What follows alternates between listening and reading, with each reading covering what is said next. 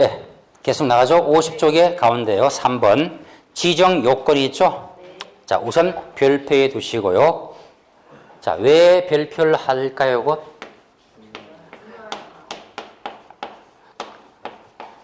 내용은 별거 없어요. 단, 워낙 시험에서 잘 나오니까 요 사항들은 별도로 정의가 꼭 돼야 합니다. 자, 지정받기 위해서 갖출 요건이 무엇인가 했더니 일단 회원 가입부터 나와 있습니다. 그 1번 지문 가입 조건. 자, 전국적으로 회원이 가입해야 되는데 총수가 몇 명 필요하죠? 자, 전국적으로 총 숫자가 500 이상인데 문제는 요 500은 특정 지역에서 몰아서 가입한다? 그게 안 되죠. 적어도 전국적인 정보의 유통이 원활히 이루어져야겠죠. 그럼 지역적으로 골고루 분산 가입이 필요할 거예요. 그래서 요 분산법이 문제의 포인트예요. 자, 우리가 크게 분류할 때 소위 광역자치단체를 시도라 불렀죠. 특별시, 광역시, 도, 특별자치도까지요. 근데 몇 군데의 시도가 필요하더라? 자, 지정받을 당시니까 전체가 아니고 몇 군데? 2 이상. 그리고 각각 시도에서는 또 한편 몇 명이 필요하죠? 30 이상이 각각 가입해야 한다. 각각이에요, 이것. 자, 지역은 몇 명? 몇 군데? 2군데. 2개 이상 시도니까 사람들은 몇 명씩? 30명 이상씩. 자, 지금은 일단 처음 봤으니까 기억이 난다고 자신할 겁니다. 네, 훗날에는요, 딴 데 이와 비슷비슷한 조직이 굉장히 많아요. 헷갈릴 거예요. 그래서 우선 이거 하나만 암기해두죠. 거래망 가입의 회원수는 몇 명? 500이더라. 5에서 2를 빼니까 3이 남겠죠. 5, 2, 3으로 그냥 연결해버려요. 500인데 지역은 2군데 시도, 그리고 각각 몇 명? 30명 이상. 5, 2, 3. 5는 2 더하기 3 해도 좋습니다. 자, 요 숫자 꼭 유의해 두시고. 자, 그 다음에 정보의 통신 업무이고 또 한편 부동산 관계 정보였습니다. 그럼 적어도 전문가들이 확보되겠죠. 그래서 첫째 표현이 정보 처리 기사 1명이죠. 정보 처리 기사가 1명은 확보돼야 한다. 둘째, 부동산 관련 정보니까 그 분야의 전문가 누가 있어요? 우리가 있네요. 공인중개사가 1명 이상 또한 확보돼야 한다. 이때 유의할 점은 공인중개사 증 보유자를 확보하는 거예요. 이거 한번 비교해 볼까요? 자, 지정받기 위해서는 최소한 기업 공인중개사가 1명은 확보돼야 한다. 그래요? 이거 아니죠. 등록한 계공은 돈 벌어야죠. 중개에서. 이건 관계없잖아요. 자격증 보유이지 기업 공개사 보유가 아니었다. 자격증을 몇 명? 1명씩 확보하죠. 그것이 기사 하나, 중개사 하나였습니다. 그 다음에 국토장관이 정하는 충분한 컴퓨터 시설을 확보해야겠죠. 컴퓨터의 시설을 확보해야 한다. 설비예요.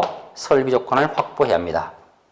이런 기본 요건이 4개 나오는데, 자, 충분히 이건 시험에서 반복적으로 아마 언급될 겁니다. 가입 숫자가 어떠하더라? 자격 보유가 어떤가? 설비 조건이 어떤가? 설비는 장관이 정하는 충분한 용량 등을 갖춰야 한다. 이렇게 이해하면 되겠고요.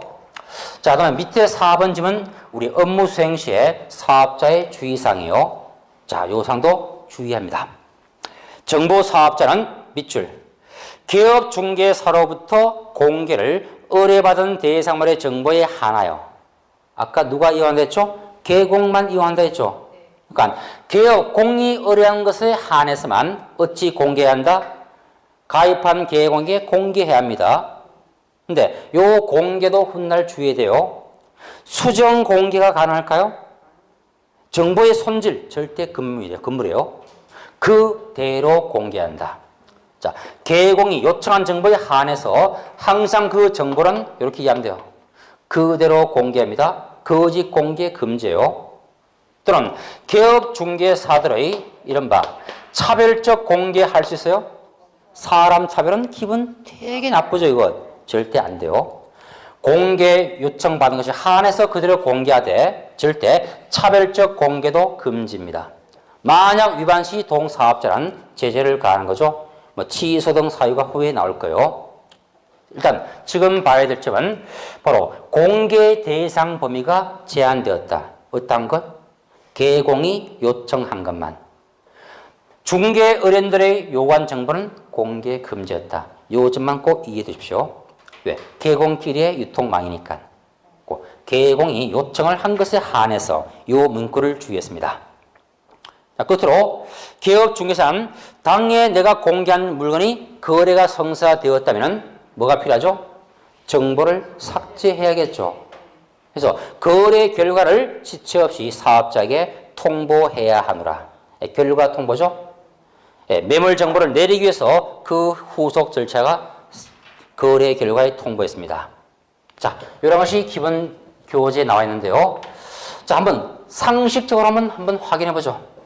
그러면 거래망에서는 어떻게 업무가 수행되는가 한번 그림 그려보죠. 다 알 거예요, 이건. 자, A란 토지 팔 사람, 매도 어린이겠죠? 여자가 갑이란 계공을 찾아가서 맡깁니다. 내 토지 좀 잘 팔아주세요. 복비 잘 줄게요. 1단계 중개를 의뢰하겠죠. 일을 맡긴다. 이 둘은 아까 내가 해주면 서로 합의하겠죠. 그것이 중개 계약이었고요. 한편, 자, 만약 요 계공과 동의뢰인 사이에서 그것이 만약 전속 중개 의뢰였다면 뭐가 필요하죠? 나만 믿고 일 맡기니까 책임지고 일해야 하더라. 그 결과물이 정보의 공개란 적극적 의무 수행했죠. 그러면 당연히 정보를 공개하긴 하는데 그 방식이 아까 뭐라 했어요?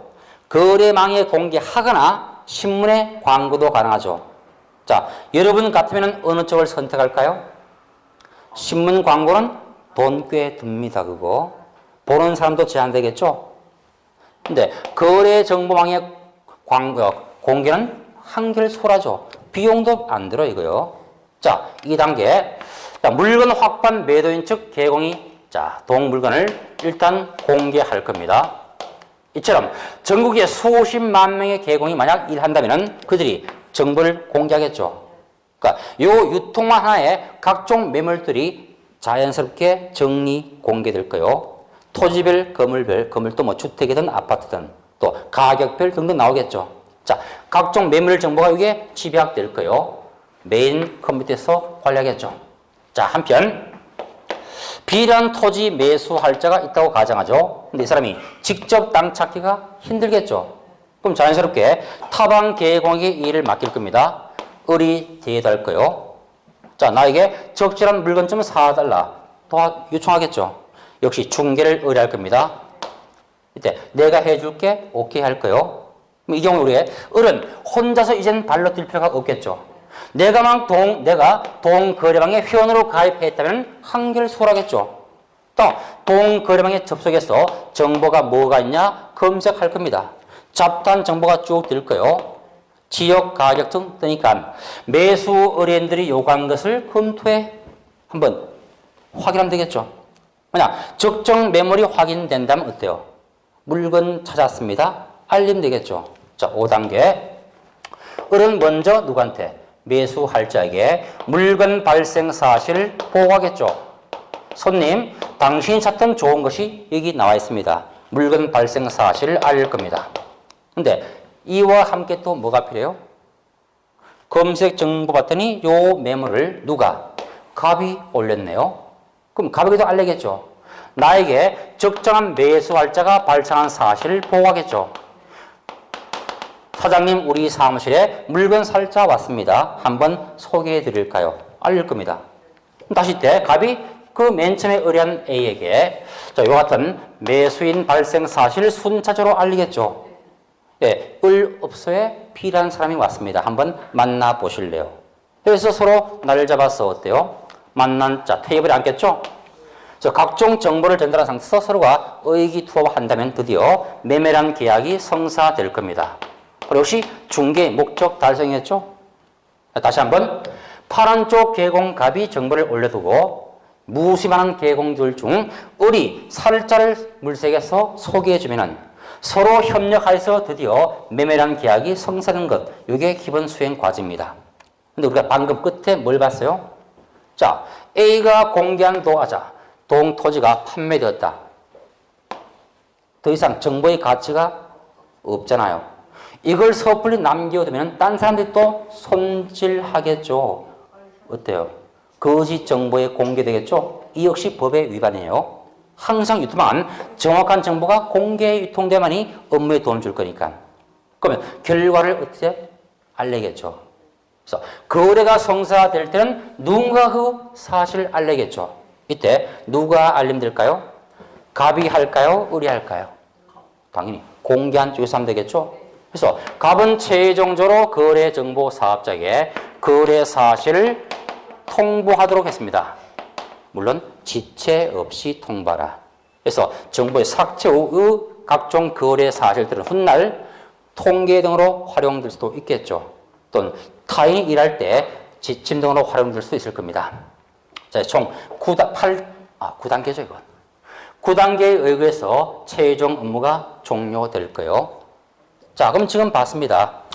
거래정보망이라는 것은 지금 누가 이용한 거예요? 개공갑과 개공을이 이용한 거죠. 우린 요 그림 속에서 A가 직접 거래망에 정보를 공개한다. 봤습니까?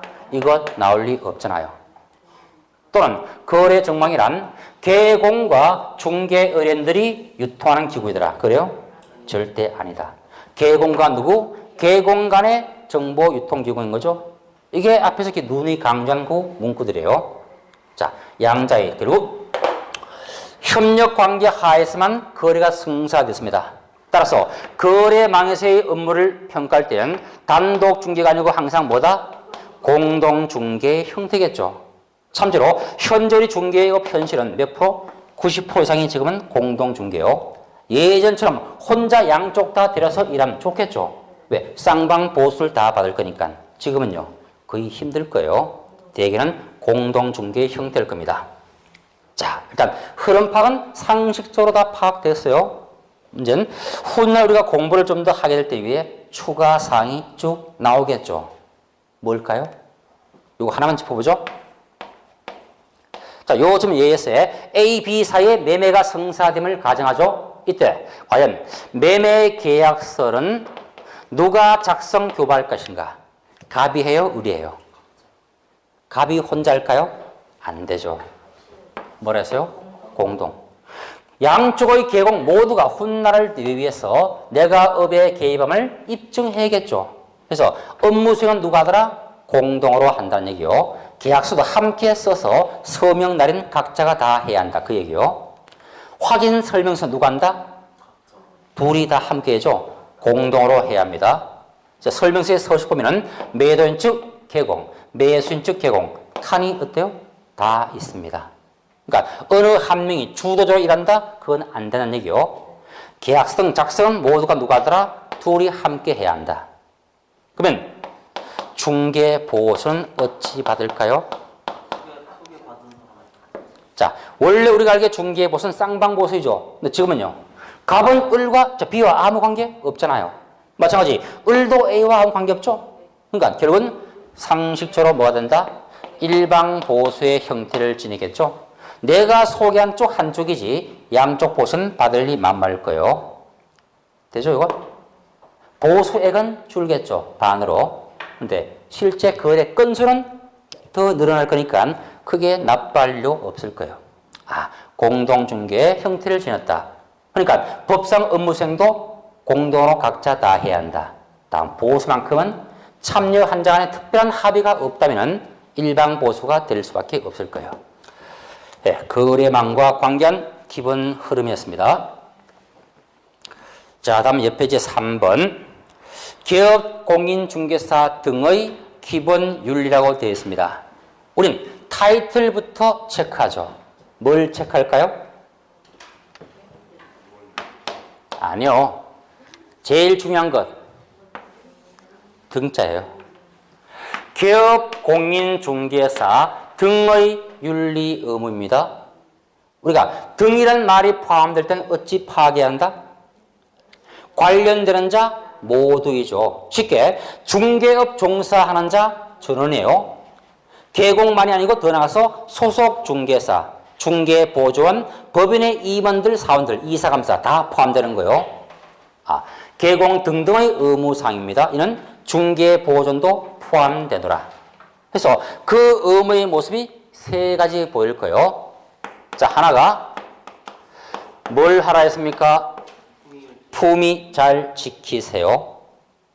품위 지키면 돼요. 근데 너무나 추상적이죠? 과연 어찌해야 우리가 품위를 잘 지킵니까? 모르겠어요. 우리가 손님 태우고 현장 안내 갈 때는 적어도 차 사이즈도 규제받습니까? 2.0 이상을 타야 한다? 그래야 품위가 유지된다. 그거 아니죠. 모르겠어요. 아무튼. 근데 현실은요. 특히 토지 등 전문 중개할 때는요. 차도 이왕이면 좋은 거 빼세요. 왜? 이 업소는 10억대, 50억대 매물을 처리할 만큼의 능력이 있구나. 신뢰성 확보하니까. 거기다가 티코 끌고 손님을 태워갑니다. 뭔가 그러죠? 능력이 벅차 보인다. 이미지 문제죠? 근데 이건 우리 한국인들의 이른바 과시욕이죠.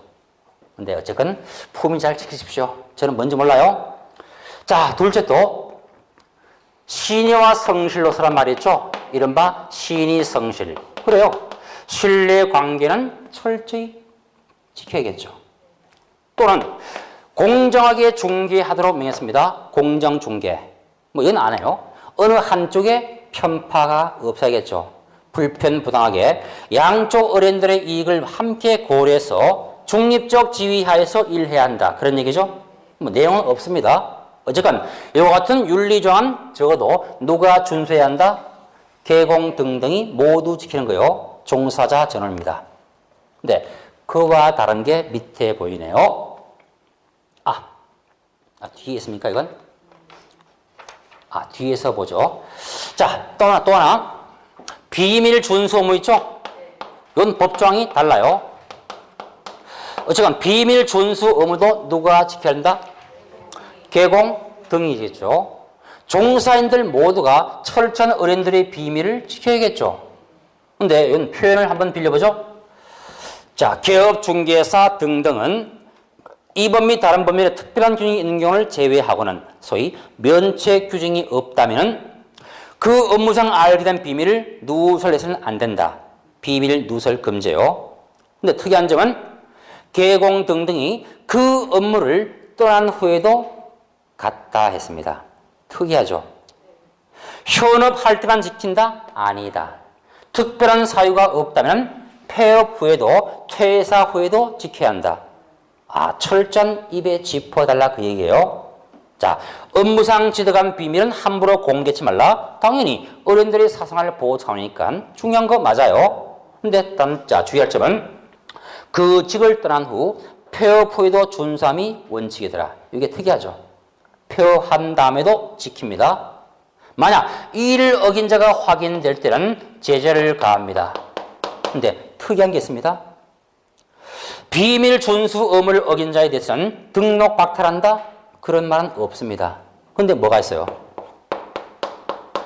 1년 이하의 징역 또는 1,000만 원 이하의 벌금, 형벌을 가합니다. 야, 입 한 번 잘못 놀렸다가 어때요? 벌금 떨어지네요. 운 나쁜 징역, 물론 징역은 거의 없어요. 자, 형벌이 1년 1천 사유에 속한 것이 문제인데 이게 단서가 있습니다. 원래는 형벌을 가하죠. 그런데 단 피해자의 명시한 의사에 반하여는 벌하지 아니한다. 뭔 얘기요? 피해 본 사람이 처벌치 말라고 말할 때는 처벌하지 않노라 그 얘기죠. 우리는 요와 같은 범죄를 일컬어서 반의사 불벌죄라 부릅니다. 피해자의 명시한 의사에 반해선 벌하지 않는 범죄, 반의사 불벌죄. 요 정도까지는 훗날 시험과 직접 관계합니다. 즉, 비밀 누설을 한 사람은 반드시 형벌에 처한다? 아니다. 하지 말라면 처벌이 안 되니까. 이해되죠? 여기까지만 아시면 돼요. 다만 지금 시간 좀 있으니까 상식만 좀 넓히죠.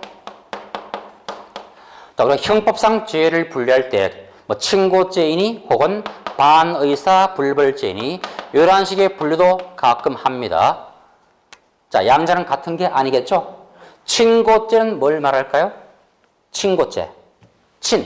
친하다. 뭐하고? 고소, 고발하고. 그거예요. 친고죄. 피해자의 고소장이 제출됨으로써 수사 착수하고 재판 절차를 거쳐서 처단하는 것. 이게 친고죄예요.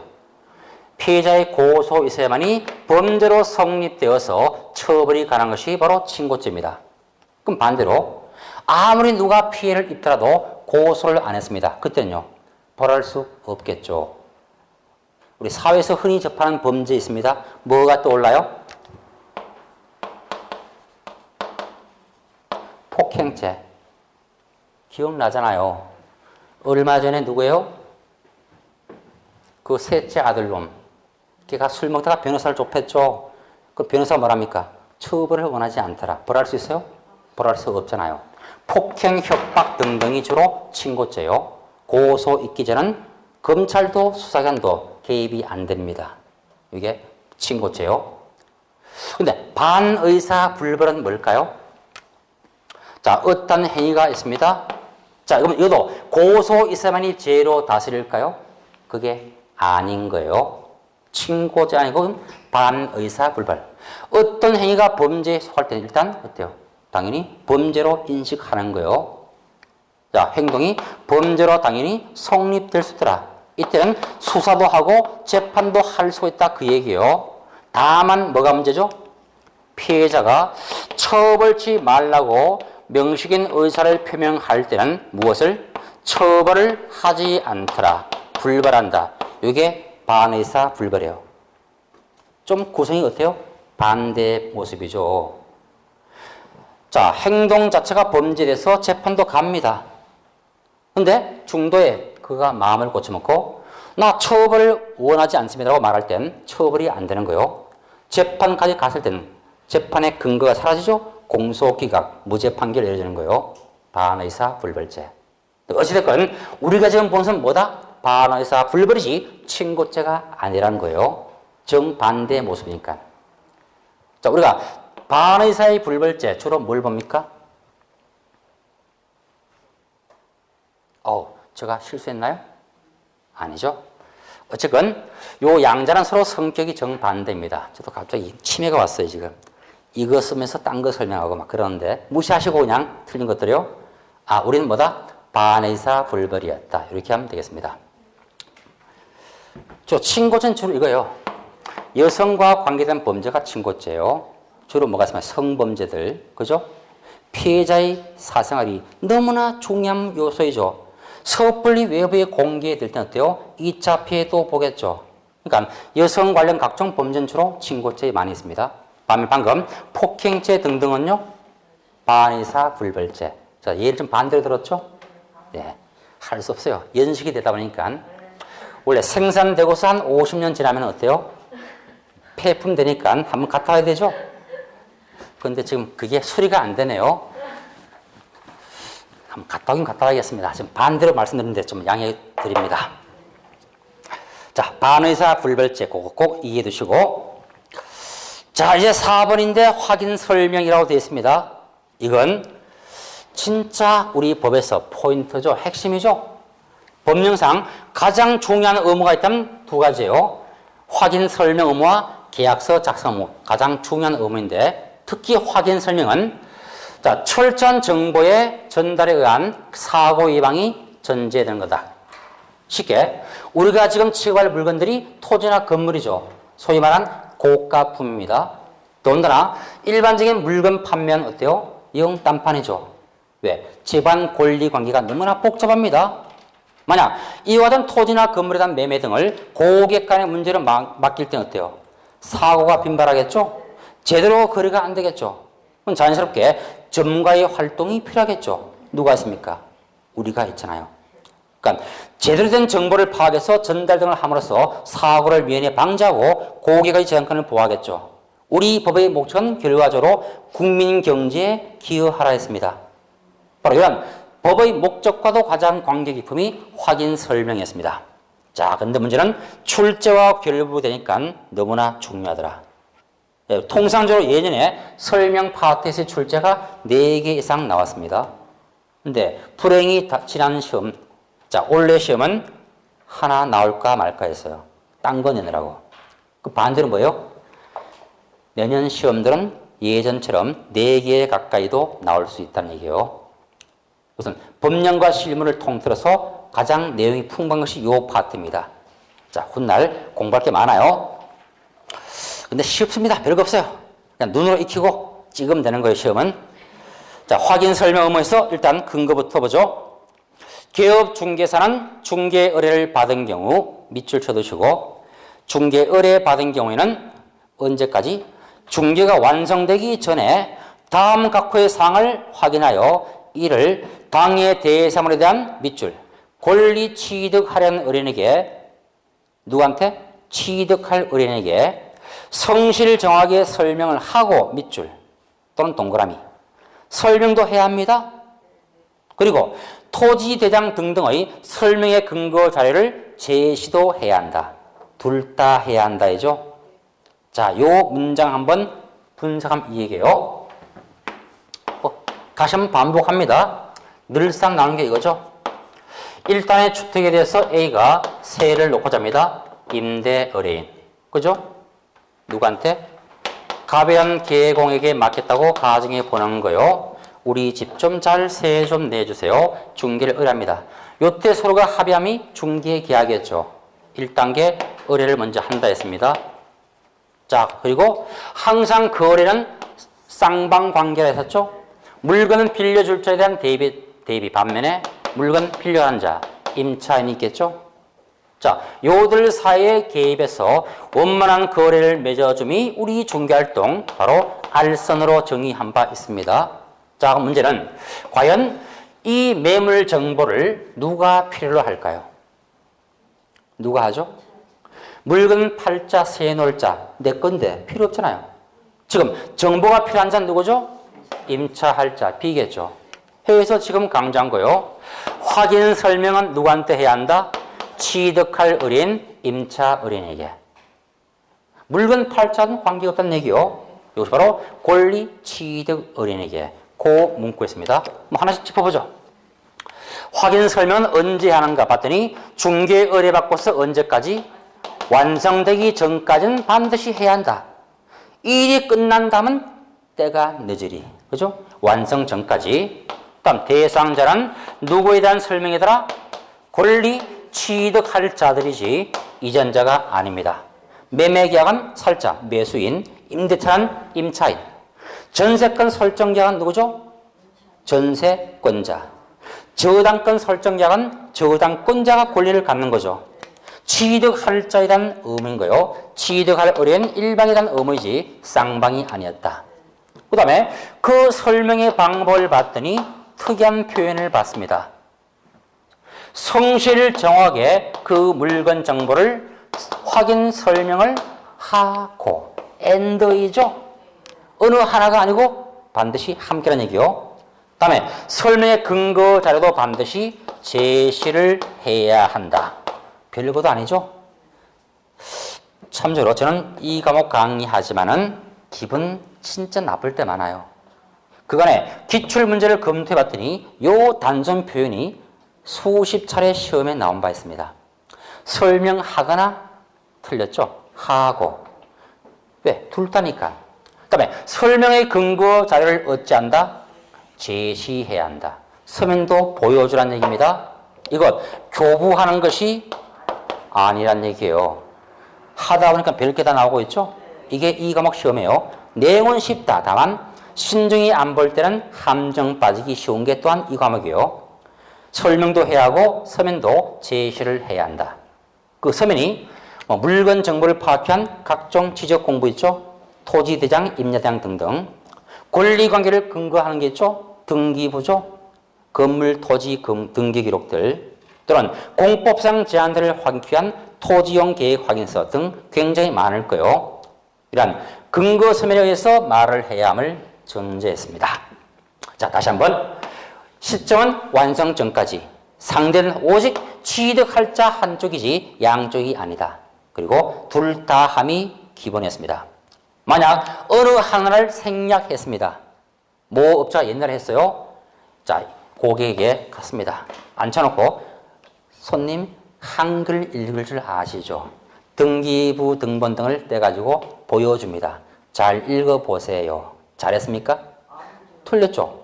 이번을 뻥끗 안 했잖아요. 이것도 옛날은 업무정지였습니다. 지금은요, 더 엄한 처벌이에요. 후에 봅니다. 어쨌건 참 귀찮다, 중개업. 짜증나죠? 시험 볼 때까지예요. 자, 요 상황에서 밑에 거기 나와 있습니다. 몇 가지 예가 있는데요. 그 판례 사항들인데, 뭐 쉽게 이해는 됩니다. 한번 천천히 한번 훑어봐 봐요.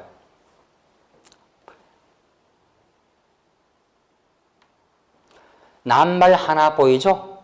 뭐가 보입니까? 문장 다 무시하시고.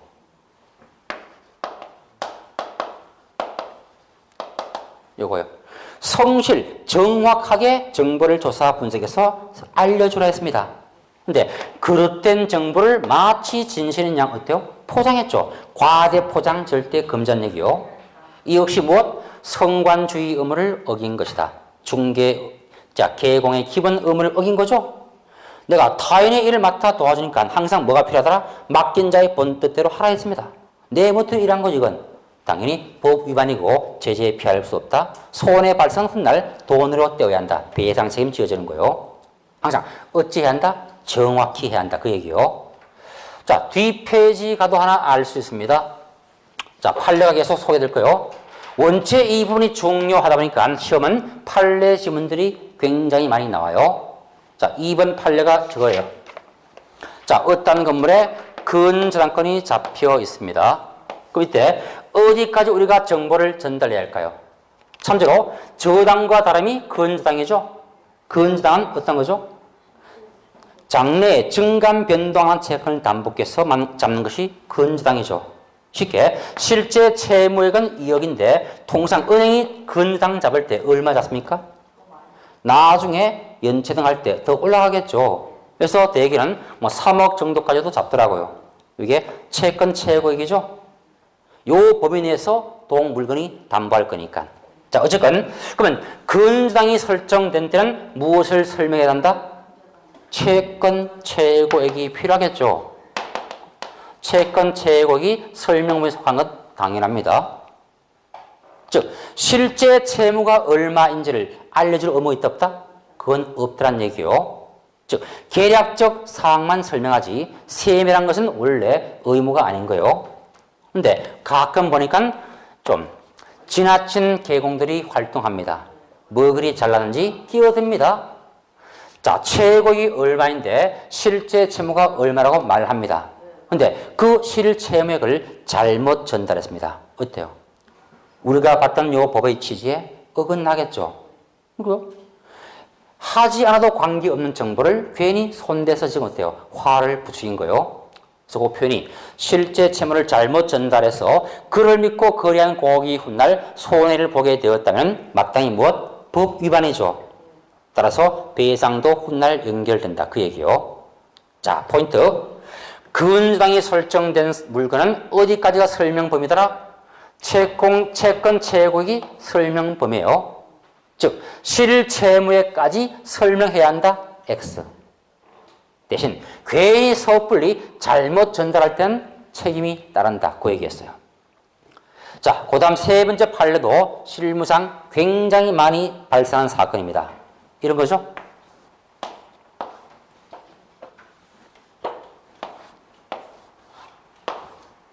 자, 어떤 다가구 주택이 있습니다. 소유자 한 명이죠. 몇 층짜리 건물이니까 층층별로 세입자가 들어갈 거예요. 근데 물건을 봐봤더니 이 얘기예요. 가령 맨 1순위에 A 임차인, 2순위에 B 임차인, 3순위에 쉽게 저당이 있다고 가정하고요. 그리고 훗날 물건이 경매도 들어간 거예요. 경매 신청 등기가 나왔습니다. 경매 개시일정. 자, 경매 등기 있다고 가정하죠. 자, 경매에 들어갈 물건이더라. 뭐예요, 이건? 위험성이 도사린다. 대개는 지역의 정통함이 우리 개공들이죠. 어느 집이 현재 어떤지를 대충 알고 있습니다. 현재 그 집의 제목을 대충 안다고 전제하는 거예요. 근데 문제는 요 사이에 C라는 임차인이 방을 얻어왔습니다. 마침 그 집이 방 한 칸 비어 있던 거예요. 이걸 소액으로 소개한 사건이었어요. 근데 이것 급기야 동 건물이 실제 경매에 만약 들어가게 되었을 때 세입자 씨가 제대로 보호가 될 수 있냐를 한번 염두에 보죠. 어떨까요? 보호가 잘 안 될 수도 있겠죠. 비록 세입자 씨가 소유기를 할지라도 왜 보호가 100% 안 될 수 있습니까? 순위가 어때요 지금? 저당보다 뒤처져 있어요. 훗날 경매할 때 많이 볼 겁니다. 자, 그러면 배당을 받을 때 내가 100% 다 받을지 못할 수 있겠죠. 순번이 밀렸으니까. 뭐 예컨대 4천 소액인데 이 사람이 최우선 면제 얼마고 1,200을 못 받았다. 이런 얘기예요 지금. 그럼 이 부분은 과연 세입자 C의 운명으로 그냥 남겨야 한다? 그건 아니다. 왜? 요 사실 누가 이미 개공이 알고 있었다는 얘기예요. 그 전자에서 난 판례입니다. 쭉 읽어보니까 그거요. 그러면 요같이 후순위로 누가 세를 때는 당연히 뭐가 필요하죠? 나보다 앞설 사람의 권리 정보를 파악해야겠죠. 그래야 위험성을 대비해서 판단할 거네요. 근데 요 개공이 앞선 A, B의 임차 보증금이 얼마이고 계약 기한이 언제까지고 등등의 제반 사항들을 설명하지 않고 그냥 나 믿고 따라와 해서 계약 쓰고 세든 거예요. 실제 사건은 석 달 뒤에 경매가 실행된 거이고.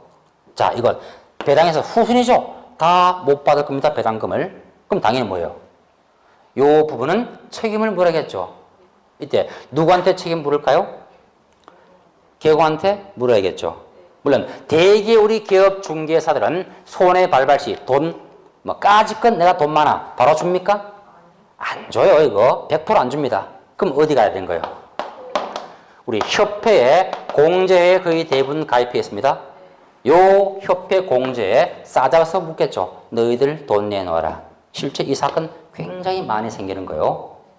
그러니까 세입자들이 후순위로 세를 들 때는 앞선 자들의 재반 권리 내역을 전달해서 이 같은 불상사를 예방해야 한다. 만약 소홀히 한 바 있다면 당연히 법의 저촉이니까 배상 책임도 지게 될 겁니다. 흐름만 지금 봐둔데요. 이와 유사한 판례들 무수히 많이 볼 거예요. 지금은 틀만 봐두면 되겠습니다. 결국은 확인 설명은 절대 소홀히 할 수 없다 그 얘기죠. 자, 다음 2번 질문 확인 설명 사항이 보이는데요. 자, 우리 법령은 이것도 문제 나오더라고요. 아마 충분한 정보가 전달될 거니까 요 사항들은 훗날 별도로 암기해야 합니다. 총 몇 가지 보입니까? 9가지 보입니다. 법령상 확인 사항들은 총 9가지. 자, 개수만 알아도 대충은 공부한 거예요. 설명사항은 몇 가지? 9가지. 한번 눈에는 익혀보죠. 자, 1번 중개 대상물의 종류, 소재지, 지번 등등등등 기본적 사항들. 자, 어떤 토지냐 건물인가 알아야겠죠? 어디는 몇 평짜리 어떤 토지 건물. 그 다음 도로 및 대중교통수단의 연계성, 시장, 학교 등의 근접성 등 입지 조건, 수도, 전기 등의 각종의 시설의 상태, 시설, 벽면 및 도배의 상태, 도배, 일조, 소음, 진동 등 환경 조건, 소유권, 전세권 등등의 각종 권리사항들, 토지용 계획을 필두로 공법상 이용자 및 거래 규제, 그 다음 거래 예정 금액 및 중개 보수와 실비의 산출 내역까지, 끝으로 권리를 취득할 때 부담할 조세에 대한 계략적 사항들. 자, 여기 총 9가지 정보인데 암기 가능할까요? 하세요. 훗날 하십시오. 다만 우리는 총 개수가 몇 가지? 9개 했다. 그 중에서 유독 눈에 확 띄는 게 몇 개 있으니까 그 점만 먼저 봐둡니다. 우리 교재 지문에서는 자, 7번 보시면요. 앞에 뭐가 있죠? 토지 이용 계획이 보이죠? 이것은 딴 데서는 나오지 않아요. 오직 여기에서만. 토지 이용 계획. 다음에 8번에 자, 중개 보수에 관한 사항이 있죠? 중개 보수 혹은 중개 수수료, 보수의 금액과 산출 내역, 보수. 그리고 9번. 자, 세금도 설명은 해야 하는데 문제는 모든 세금이 아니죠? 오직 취득할 때 부담할 조세의 계략적 사항입니다. 종류와 세율까지만. 자, 세법상 다 배웠습니다. 취득관계 세금들 어떤 게 있어요? 취득세. 다 공부했습니다. 근데 우리 법령은 딱 3개 세목에 한해요. 취득세, 노천특별세, 지방교육세. 딴 건 없어요. 상속세도 취득 관련 조세 맞죠? 근데 우리가 중개합니까? 중개할 일 마음하잖아요. 관계가 없어요. 그냥 취득세, 농특세, 지방교육세. 후에 또 볼 거예요. 자, 근데 지금 요 3가지를 일단 유의하시되 더더욱 강조할 건 요 2개예요. 설명사항은 총 9개인데 뭐가 있더라? 수수료가 있죠? 보수 문제. 숫자 한번 떼보시고 취득 관련 뭐가 있다? 조세가 있더라. 저는 예전에 이렇게 암기를 시켰어요. 조수가 추가되었다. 보너스죠? 기본 항목은 쭉 응급하되 취득 조세 조, 수수료 수가 추가되었다. 딴 데는 나온 적 없습니다. 이건 취득 조세와 보수 아니면 뭐 취조수 이렇게도 뭐 암기하더라고요. 혼분 안 하기 위해서 취득 관련 조세, 중개, 보수 됐습니까? 요들은 딴 데는 안 난다. 오직 한 번 어디? 확인 설명에서만.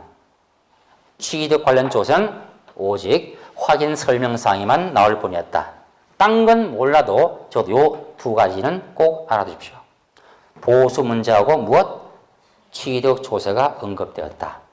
우리 요 사항 놓고 훗날 계속 반복적으로 비교 평가할 겁니다. 자, 일단 설명사항 여기까지인데요. 자, 근데 하나 문제가 있습니다. 자, 아까 확인 설명 중개가 완성되기 전 단계까지 누구한테 살짝이 하라고 강조했습니다. 근데 문제는 내가 직접 모든 정보를 다 파악할까요? 한계가 있겠죠.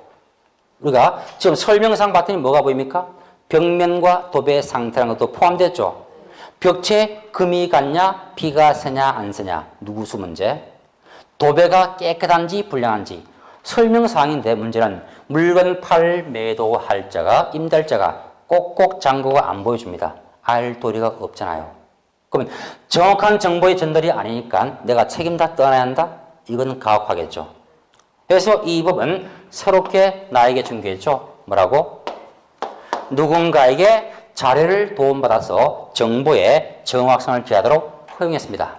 이것이 자료 요청권이죠. 자, 옆 페이지에 있어요. 상태에 관한 자료 요건에서 자, 쳐보죠.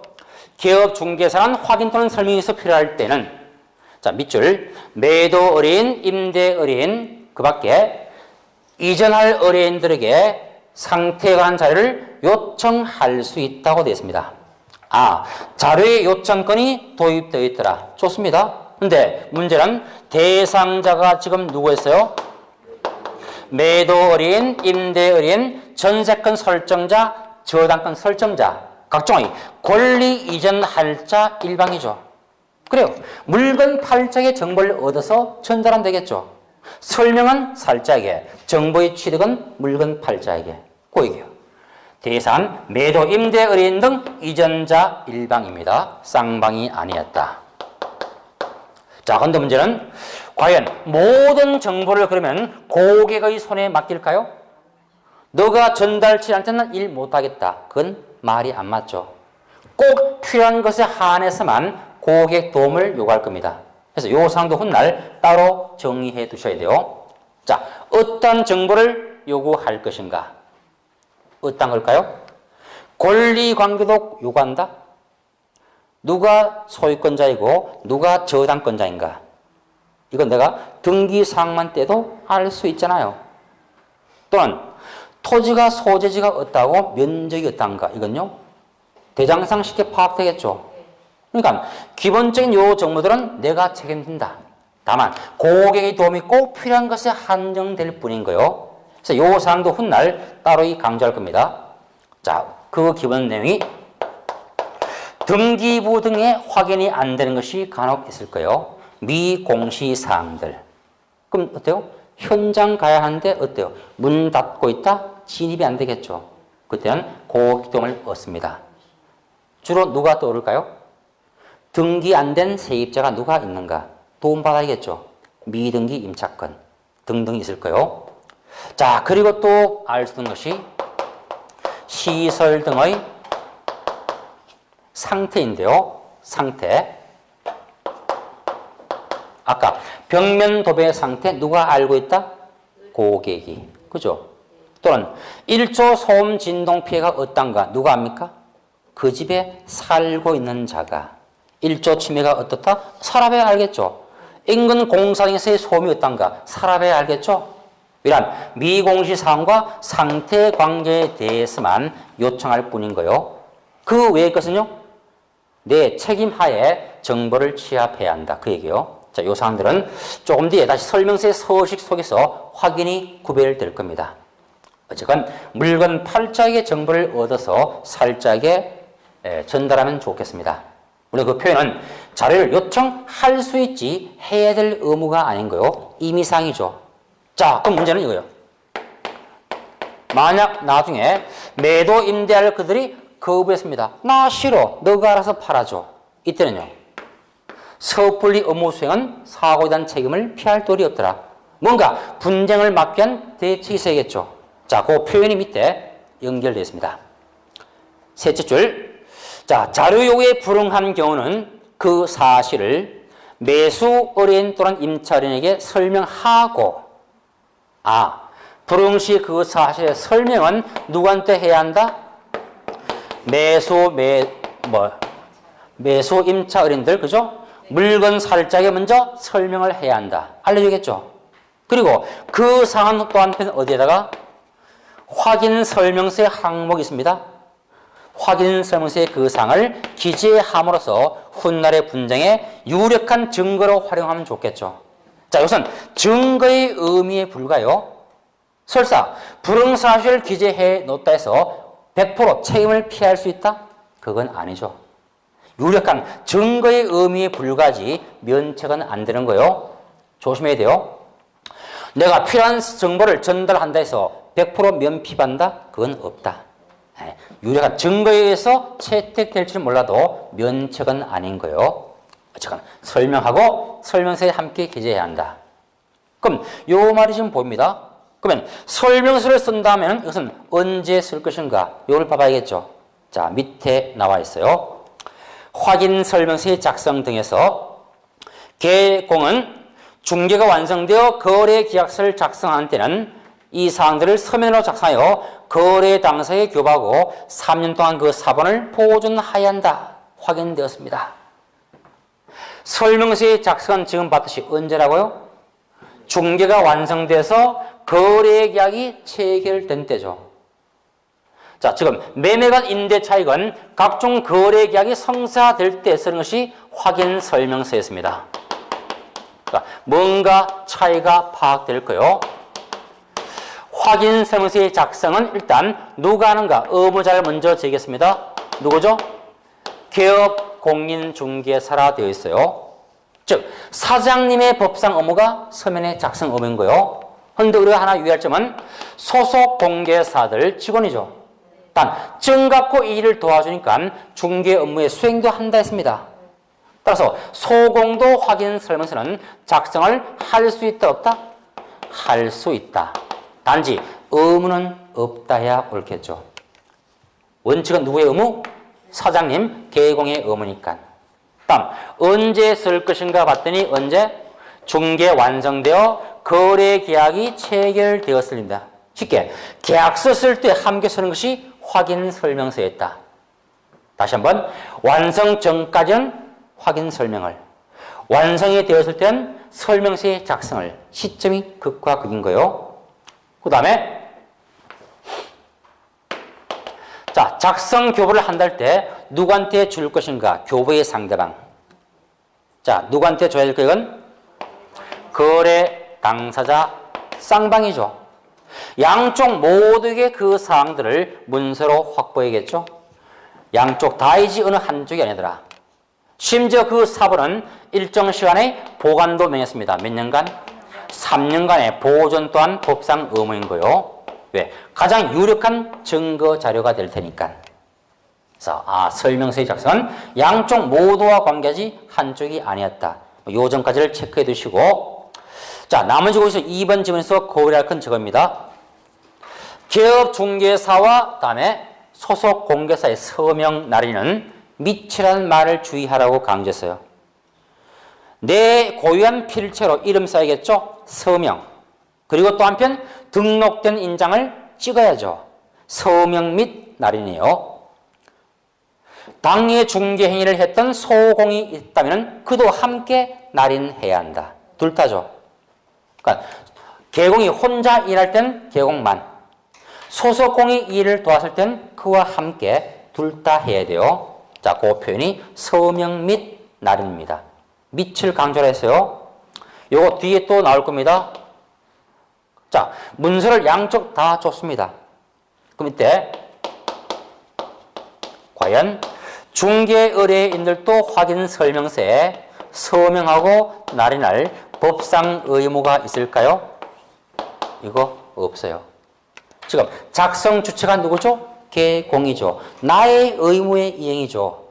고객은 단지 수령받을 자에 불과하지 의무는 없는 거예요. 그래서 봤더니 의뢰인들, 자, 매도 매수인들은 동설명서에 서명을 하거나 또는 날인하거나 선택 관계로 나와 있습니다. 반면 개공은 방금 뭐라 했어요?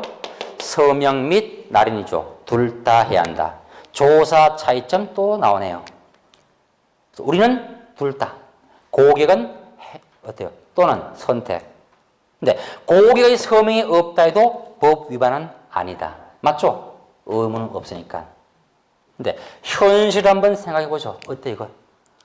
법령상 매도 매수인들은 설명서에 서명할 의무가 없으니까 받지 않아도 무방하다? 큰일 난다. 왜? 후일 분쟁 발발 시에 나를 위한 유리한 증거가 없잖아요. 책임 다 써야겠죠. 우리가 실제 일할 때는 손을 땡겨서도 꼭 도장 찍기 해둬야 돼요. 물론 읽어주고 말도 하고서 해야 합니다. 그냥 하면 안 돼요. 강제는 금지니까. 자, 어쨌든 고객의 서명은 선택상 또는 반대로 우리는 및 필수 사항이다. 요 사항도 훗날 서식 볼 때 또 반복될 겁니다. 제가 첫 시간 때 말씀 안 되실까요? 매매계약서 확인 설명서 가장 중요한 서면이죠. 요 두 서면만큼 반드시 개공 등은 서명도 하고 날인도 해야 한다. 밑이에요. 근데 나머지 모든 서식은 서명 또는 날입니다. 그러니까 뭘 암기하면 돼요? 요거죠. 설명서와 계약서는 개공은 서명 및 날인. 딴 건 모조리 서명 또는. 그럼 좀 전에 전속중개계약서 본바했죠. 서명 또는 날인. 일반 중개계약서 서명 또는 날인. 다 선택이요. 오직 지금 요거 거래계약서 확인 설명서에 대해서만 개공과 소공은 서명 및 날인을 해야 한다. 그래서 그 부분에 동그라미를 꼭 쳐두시고 밑줄도 쫙 그어두세요. 서명 및 날인 둘 다 해야 했습니다. 자, 설명서 작성에 대한 근거사항까지였고요. 자, 흐름을 다시 한번 정리하고 좀 쉬었다가 나가죠. 자, 누가 1단계 의뢰를 할 때 우선은 판매한 정보가 절실히 필요하겠죠. 근데 그 정보의 전달을 논의할 땐 누구에 대한 것들? 물건 취득할 자의 문제. 다만 그 정보의 불충분을 제거하기 위해서 우리는 매도 임대자에게 도움을 호소할 수 있죠. 물건 팔자에게. 물론 그 요청도 무한정이 아니고 제한되어 있더라. 주로 뭘까요, 이건? 내부 정보겠죠. 사람의 속마음 누가 압니까? 점쟁이 빤스도 안 입었는데 알 수 없어요. 물건 내부 정보죠. 벽 상태이니 수도 상태니 수도가 뭐 터졌냐 안 터졌냐 내부 상이요. 외부 상들은요. 도로가 어떻다? 주변에 학교가 무엇이 있다 없다. 내가 현장하면 다 알 거 아니에요. 이거는 요청 범위가 아닌 거요. 내부적인 사항들 미공시되었고 각종 내부 시설의 상태였다. 그래서 전달해서 이제 드디어 중개가 완성될 때 거래 계약이 성사되겠죠. 이때 수반되는 의무가 무엇이다? 서면의 작성 교배였다. 이때 고려할 점은 이 문서는 양쪽 모두와 관계 깊으니까 양쪽에게 교배겠죠. 이거 쉽게. 그러면 작성 부수를 논할 때 몇 통 써야 합니까? 3통 써야겠죠. 매도자용, 매수자용, 개업중개사 보관용 몇 년간? 3년간. 3통 나올 거예요. 그 다음에 요것도 자 개공과 소공은 당연히 법상 의무니까 둘 다 해야 하더라. 근데 고객은 받을 지위에 불과하지 의무가 없다 했습니다. 따라서 그들은 서명 또는 날인이지 의무 아니다, 미치 아니었다. 요 정보까지를 주의했습니다. 참 별거 아닌데 참 세세히 파고 있어요. 그래야 시험 정답을 맞춥니다. 자, 좀 쉬었다 나가죠.